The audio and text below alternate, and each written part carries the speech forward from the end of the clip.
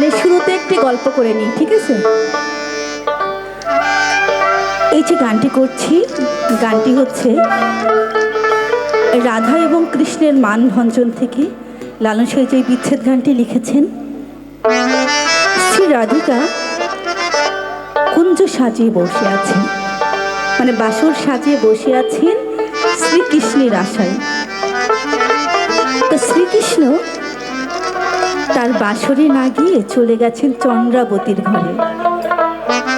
১৬০০ গোপীর মধ্যে চন্দ্রাবতীও একজন গোপী ছিলেন শ্রীকৃষ্ণের। তো আসলে সে ইচ্ছে করে যায় নাই। এখানে চন্দ্রাবতী একটি ছল করেছে, একটা গর্ত খুঁড়ে রেখেছে যে শ্রীকৃষ্ণ এখন যখন যাবে ওই গর্তে পা পড়ে পা মচকায় যাবে, সে আর রাধার কুঞ্জে যেতে পারবে না। তো ঠিক তাই হয়েছে, শ্রীকৃষ্ণ ওই গর্তে পড়ে গেছে। সে তো আর রাধারানীর কাছে পৌঁছাতে পারি নাই, বাধ্য হয়ে তাকে চলে যেতে হয়েছে চন্দ্রাবতীর ঘরে। সারা রাত বসে আছে শ্রী রাধিকা, এই বুঝি সখা আসলো। কিন্তু ঘটনা তো অন্যটা ঘটে গেছে। সারা রাত জেগে বসে আছে, সকালবেলা শ্রী রাধিকার সখী বিন্দে এসে বলছে, শ্রী রাধিকা তোমার রাত্রি যাপন কেমন হলো? তখন শ্রী রাধিকা বিন্দেকে উদ্দেশ্য করে বলছে, সখী তুমি ওই বেঈমানটার কথা আর বলো না।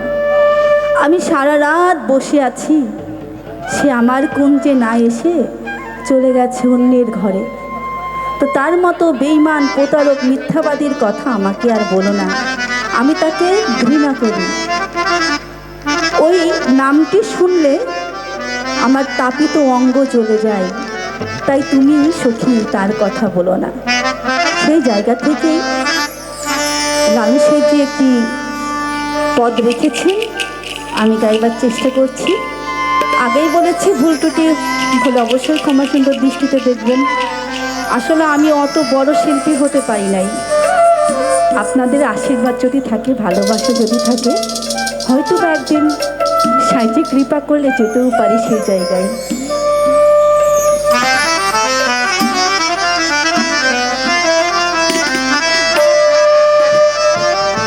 ও যার নাম শুনিলে আমার আগুন জ্বলে,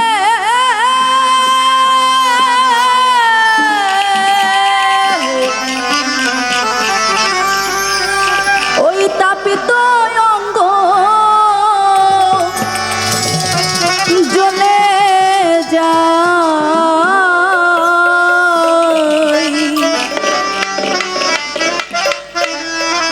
ওই কালা কথা কেন বলো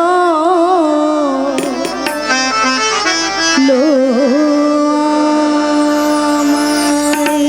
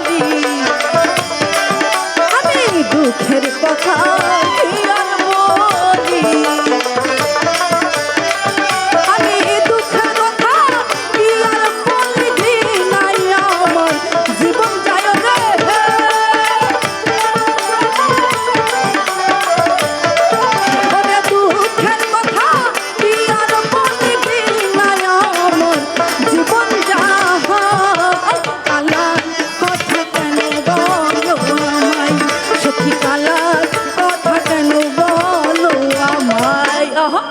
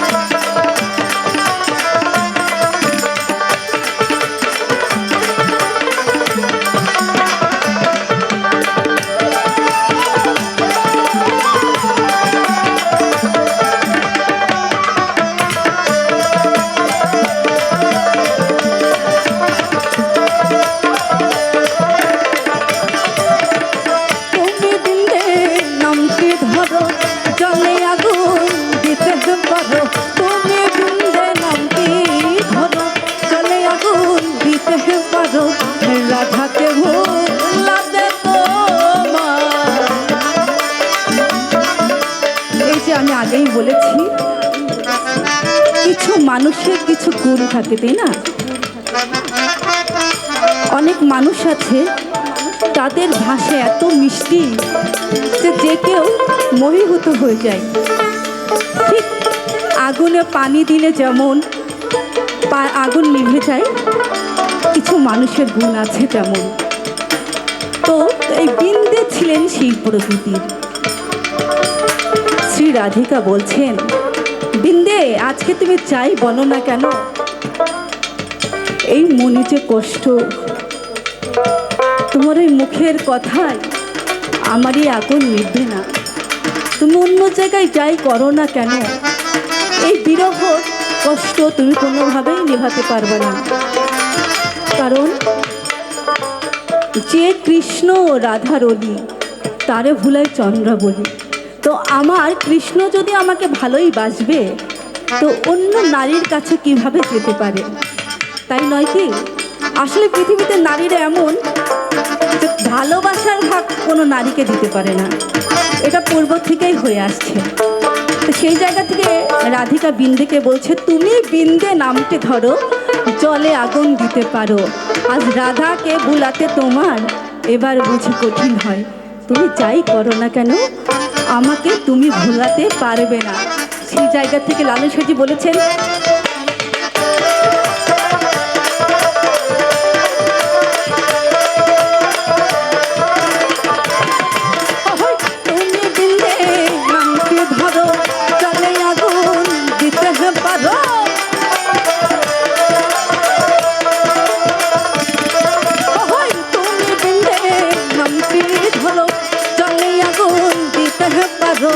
রাধাকে ভুলাতে তোমার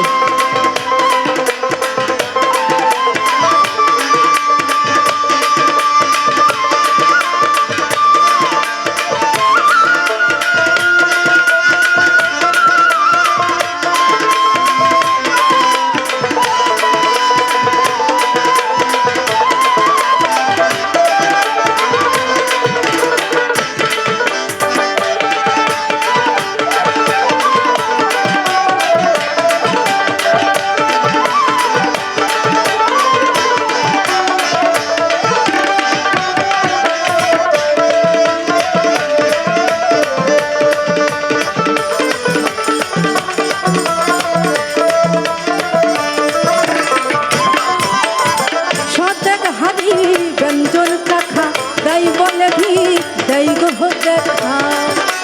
এখানে খুব মজার একটি কথা আছে। ব্যঞ্জন শব্দের অর্থ আমরা সকলেই জানি, তরকারি। তরকারি কিন্তু লবণ না চাখলে বোঝা যায় না স্বাদটা পারফেক্ট হয়েছে কিনা, তাই না?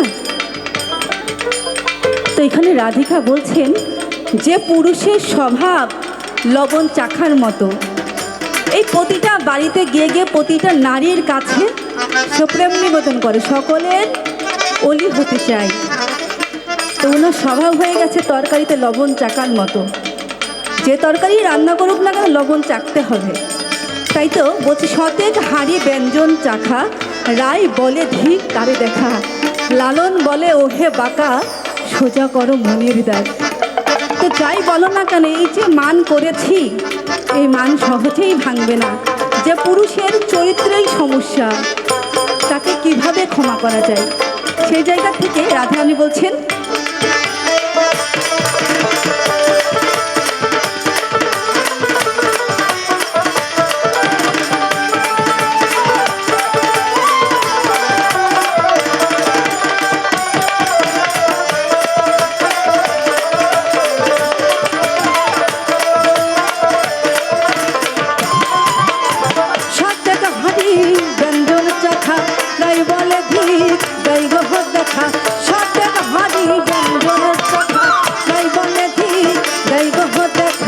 লালন বলে ও হে বাঁকা, লালন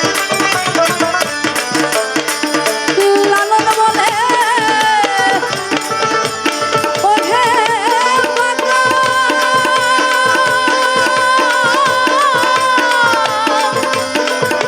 ও হে বাঁকা, ও হে